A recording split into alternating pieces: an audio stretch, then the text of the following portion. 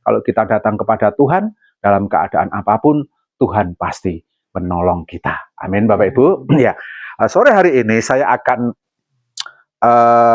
beri tema adalah dijaga dalam kasih karunia. Nah, kata dijaga sebenarnya ini ada satu ancaman, Bapak Ibu ya. Tetapi puji Tuhan, kita itu dijaga karena kasih karunia Tuhan. Kita lihat dulu di dalam Mazmur 34 ayat 19 sampai 21. Ya, kalau di dalam buku mungkin ayatnya 20 sampai 22, tapi HP itu pakai 19 sampai 21.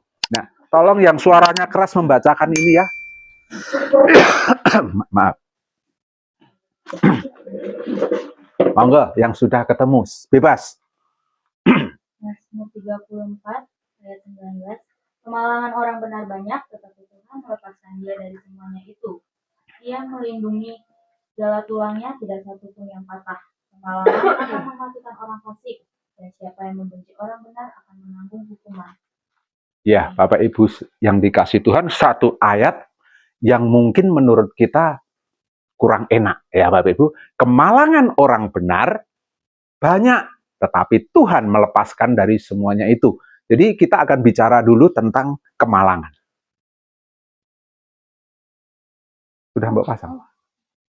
Iya. Arti kemalangan. Arti kemalangan orang benar banyak, menurut Alkitab, teks aslinya berasal dari kata raot, yaitu bentuk jamak dari ra'ah.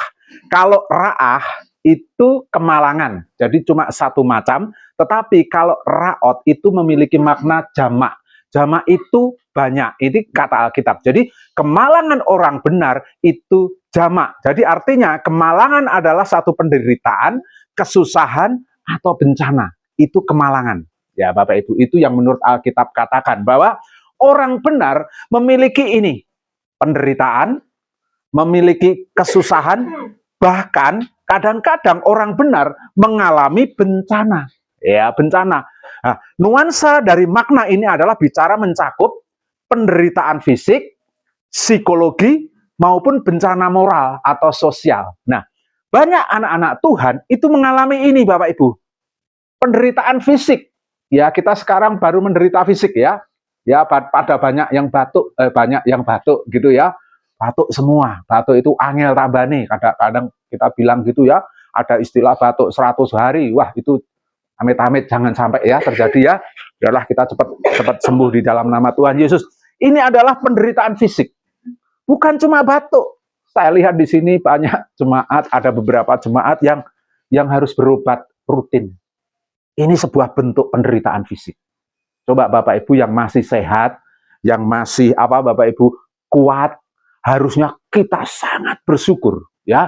Jangan sampai kita mengalami penderitaan fisik ini baru mengalami sedikit aja sudah mundur dari Tuhan.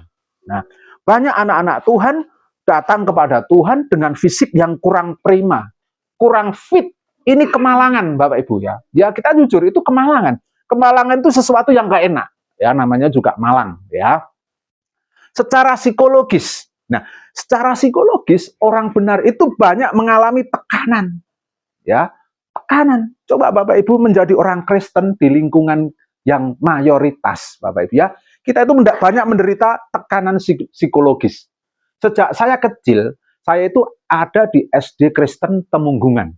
Tetapi setelah kelas 3 SD, ya kelas 3 SD, saya itu pindah di Magetan, asal-usul saya. Karena ibu saya pensiun dari perawat, ya sudah tidak bekerja ya, pensiun dini ya, pensiun dini dari perawat, dia kerja di sebuah sekolahan untuk jadi mbok-bon, ya, jualan di sekolahan SD. SD-nya namanya SD Sukowinangun 3, saya masih ingat, itu ada di Magetan, Bapak Ibu, tempat lahir saya. Tetapi di sana yang orang Kristen cuma 2 biji.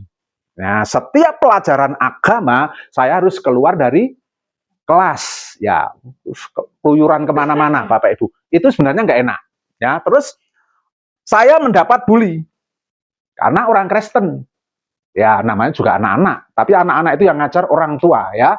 Ya, jadi anak-anak itu sudah mulai bully sejak zaman saya sampai sekarang. Ya kita itu dibully. Kita menderita psikologis. Padahal saya Kristen. Labelnya saya Kristen. Ya, saya dibully sejak kecil. Kamu besok nek mati dipenreng, ya toh? Alah kowe Kristen we, aku rabolomu, ya. Anak saya kalau dia ini waktu di Waringin Rejo sama tetangganya anak kecil. Saya nggak nyalahkan anak kecil, tapi yang mendoktrin ini loh, Bapak Ibu ya. Dia disingkirkan teman-teman karena apa? Kowe wong Kristen, aku rabolomu. Ya, anak kecil digitu nangis, Bapak Ibu ya. Dikucilkan. Ini psikologi, Bapak Ibu ya. Sampai kita menjadi dewasa pun kita masih menerima tekanan psikologi. Jadi kita harus menyadari karena sudah tertulis di dalam Alkitab bahwa kemalangan orang benar itu banyak. Jadi kalau Bapak Ibu sebutkan satu persatu, itu banyak contoh-contoh dalam hidup kita yang membuat kita tuh nggak enak. Ya, kita tertekan secara psikologi. Ya, terus bencana moral. Nah, kadang-kadang sebuah hal-hal yang menzolimi kita secara moral, secara sosial. Barusan yang baru viral di Cidahu, ada retret yang dibubarkan paksa. Ya Bapak Ibu, ini menderita.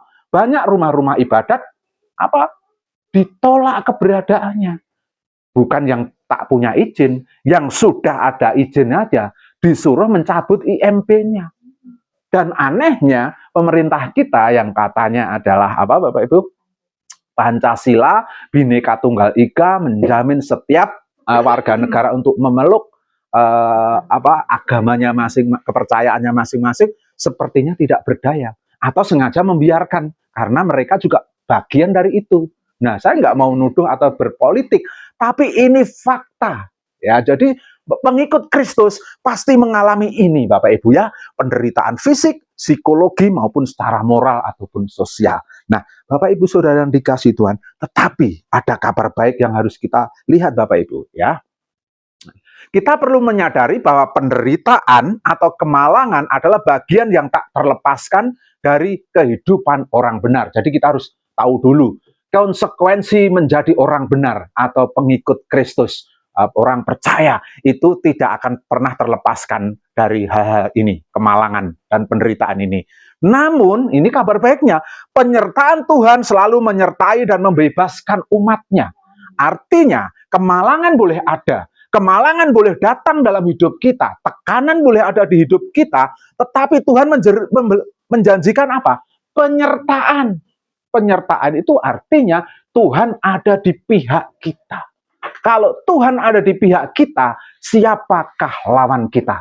Tidak ada, Bapak Ibu. Jadi anak Tuhan, jangan pernah takut dengan kemalangan yang ada di dalam hidup kita. Karena sudah tertulis di dalam Alkitab.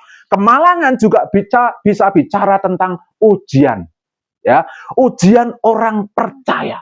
Jadi Bapak Ibu kalau banyak kemalangan, ini sebenarnya sedang diuji oleh Tuhan. Bagaimana iman kita kepada Kristus sungguh-sungguh atau tidak.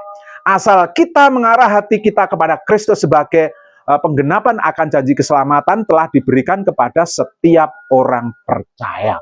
Jadi Bapak Ibu, apa yang terjadi di dalam hidup ini sebenarnya itu adalah ujung-ujungnya itu sudah diberikan kepada kita sebagai janji penggenapan akan janji keselamatan.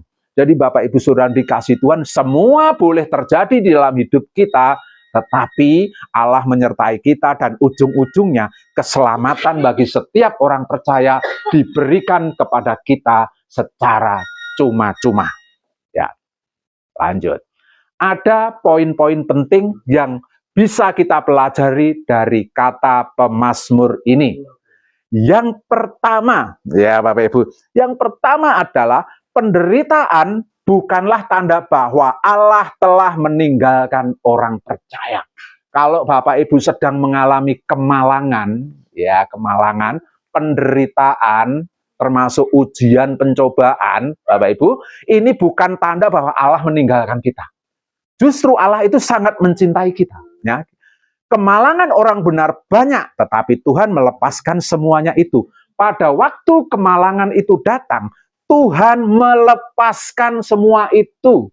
Tuhan memberikan jalan keluar untuk setiap persoalan, permasalahan, ujian, penderitaan kita termasuk yang disebut adalah kemalangan. Fakta, hidup orang percaya itu tidak steril atau tidak terhilang dari kemalangan. Akan tetapi kita tidak pernah sendiri dalam kesulitan atau kemalangan. Amin Bapak Ibu, kita itu tidak pernah sendiri karena ada Tuhan yang membackup kita. Jangan pernah takut, apalagi tunggalkan Tuhan hanya karena kita merasa jadi orang Kristen kok nggak enak. Jadi orang Kristen kok malang, dikucilkan. Berapa banyak orang-orang Kristen yang mengalami seperti itu. Ketika dia terima Tuhan Yesus, dicoret dari daftar warisan. Nah, istri saya juga tidak mendapat warisan, Bapak Ibu ya. Ya, dizolimi. Nah, banyak ini yang terjadi, Bapak Ibu ya. Bapak Ibu bisa sebutkan. Tetapi Bapak Ibu sudah dikasih Tuhan. Penyertaan dan pemeliharaan Tuhan yang dijanjikan kepada setiap kita, itu ya dan amin. Jadi jangan pernah takut kita dikucilkan. Jangan pernah takut kita mengalami kemalangan-kemalangan yang disebabkan oleh orang-orang lain di sekitar kita. Ya, Bapak Ibu, termasuk tentunya sakit penyakit. Ya, kita jangan pernah takut karena Tuhan akan melepaskan itu, melepaskan dia dari semuanya itu. Bahkan Tuhan berjanji untuk melepaskan setiap orang benar dari semuanya itu. Berarti diberi jalan keluar ya. Nah, contoh Yusuf, Ayub, bahkan Daud sendiri mengalami kemalangan tetapi Tuhan memulihkannya. Bapak Ibu ingat kisah Yusuf? Bagaimana Yusuf dijual oleh saudara-saudaranya ke suku Ismail, dia harus menjadi budak, dia harus difitnah istri Potifar, lalu apalagi Bapak Ibu, dia harus dipenjara dan lain sebagainya, mengalami banyak penderitaan, tetapi ujung-ujungnya Yusuf menjadi orang yang sangat berkuasa di satu negeri. Ya. Nah, Ayub ini hamba Tuhan yang soleh, yang saleh, yang tidak berbuat dosa, orangnya taat dan tunduk kepada Tuhan, tetapi diizinkan mengalami banyak kemalangan. Dia anaknya dibunuh, ya, terus anaknya mati semua, terus dia sakit borok, ya, harus dikukur sama beling, ya. Bahkan orang yang terdekat istrinya meninggalkan Ayub. Loh, kok hilang? Coba ya. Sorry, mencet apa tadi saya? Nah, sorry. Nggak usah panik ya. Sudah sampai mana ini? Nah, Ayub ya. Ayub itu mengalami hal-hal seperti itu, Bapak Ibu. Seringkali anak-anak Tuhan itu juga mengalami hal-hal seperti itu, Bapak Ibu. Hidup rasanya seperti Ayub. Wes taat sama Tuhan, sudah berbuat tunduk sama Tuhan, sudah melayani Tuhan. Tuhan masih izinkan kita mengalami hal-hal seperti Ayub. Jadi enggak persis sama Ayub ya. Bahkan Ayub tuh kalau penderitaannya tentu lebih menderita dari kita ya. Itu penderitaan secara fisik, psikologi, bahkan sahabat-sahabat Ayub itu mulai mengolok-olok Ayub, mulai menghakimi Ayub. Kamu itu dosanya oke. Kamu itu mungkin punya dosa yang kau sembunyikan di hadapan Tuhan sehingga kamu kena tulah, mulai dihakimi. Bapak Ibu, ada contoh lagi.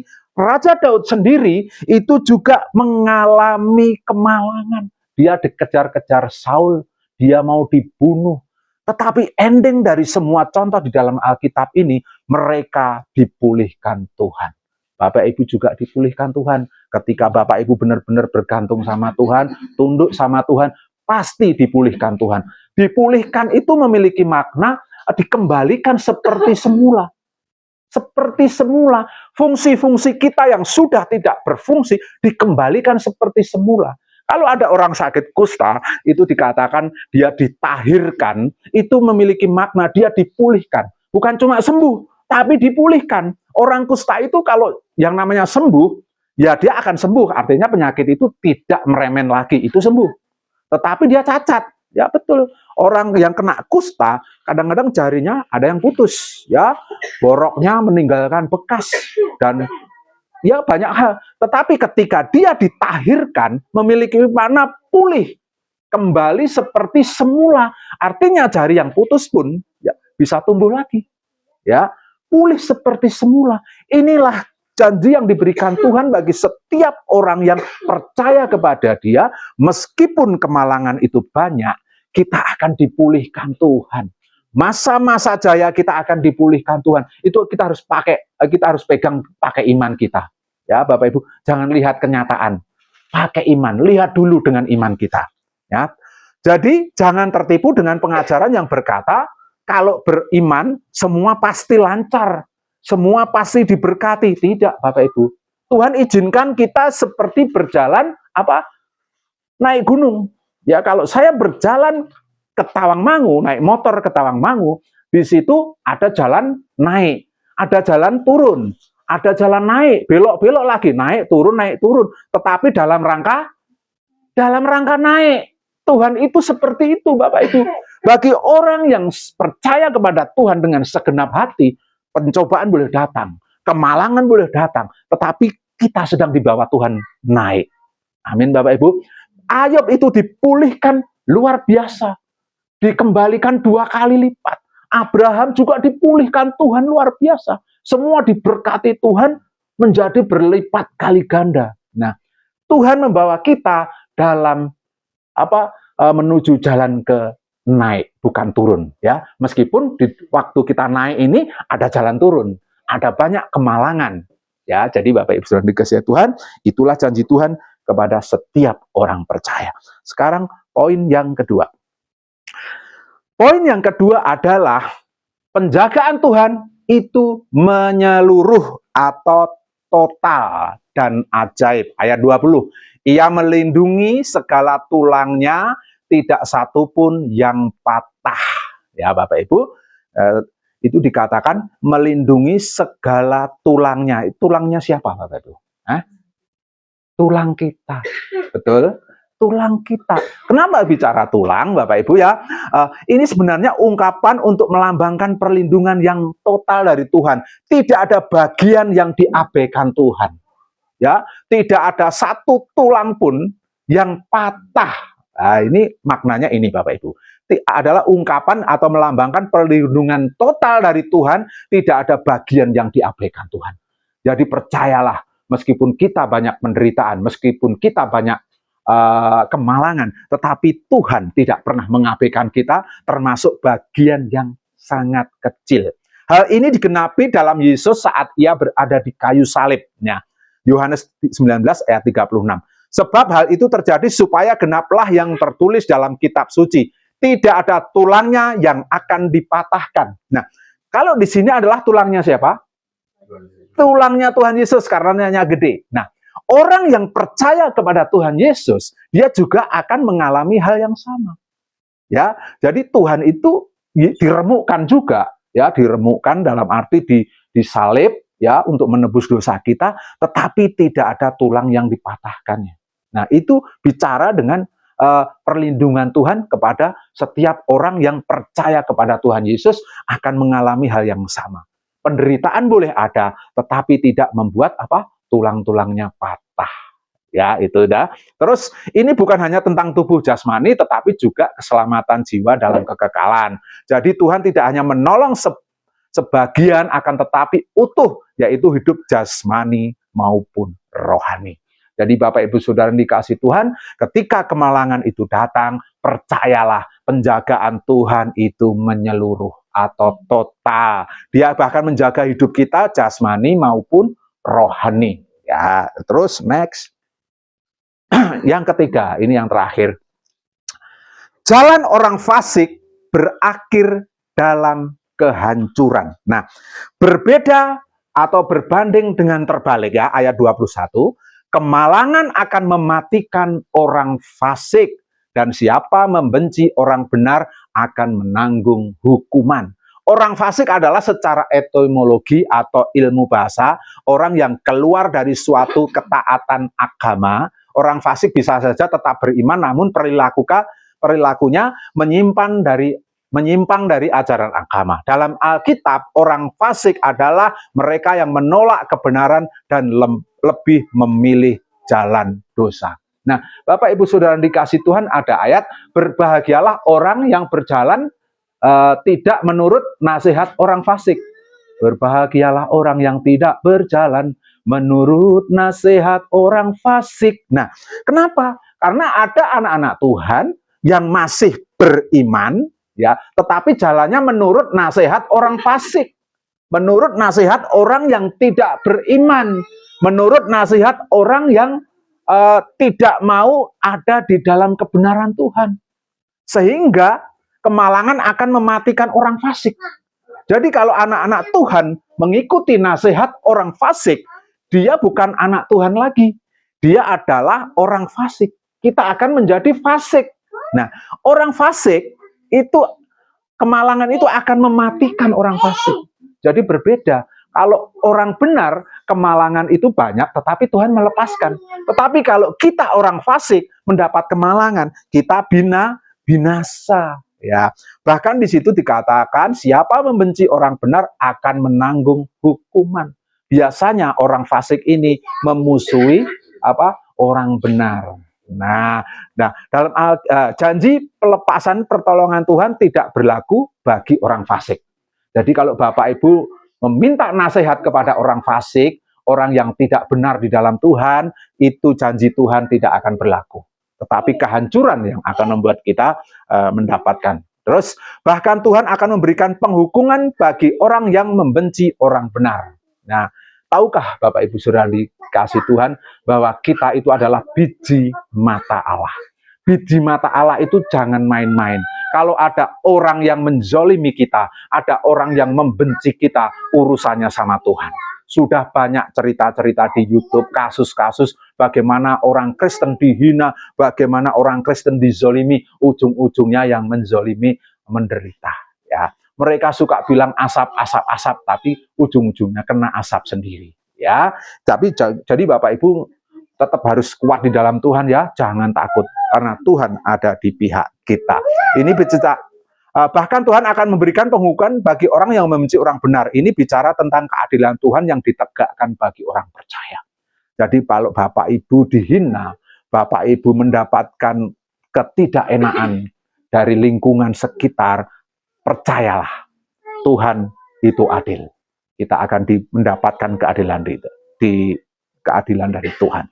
Jangan iri kepada orang fasik yang tampak beruntung dan makmur. Coba kita akan lihat di dalam Mazmur 18-20.